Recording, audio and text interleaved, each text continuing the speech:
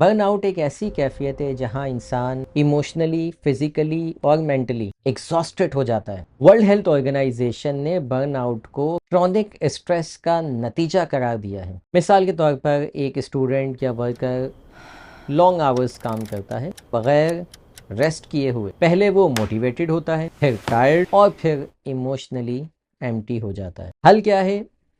आराम को अपनी तरजीहात में शामिल करें, ब्रेक्स शेड्यूल करें, यानी वक्फा दें अपने काम में, अपनी स्लीप को इम्प्रूव करें, अपनी बाउंड्रीज को सेट करें। रिसर्चर्स के मुताबिक हर 90 मिनट के बाद 10 मिनट का ब्रेक ज़रूरी है। ये दिमाग को रीसेट करता है और आपकी प्रोडक्टिविटी को बढ़ाता है। याद रखिए, मेंटल हेल्थ कोई एक दिन का मसला नहीं है, ये रोज़ की छोटी छोटी चॉइसेस का नतीजा है। ओवर थिंकिंग को क्वेश्चन करें, इमोशंस को एक्सप्रेस करें, कंपैरिजन को लिमिट करें, सेल्फ अवेयरनेस को बढ़ाएं और आराम को तरजीह दें, क्योंकि हीलिंग बड़े चेंजेस से नहीं आती, छोटे कंसिस्टेंट स्टेप्स मुस्तकिल मिजाजी के साथ लेने से आती है।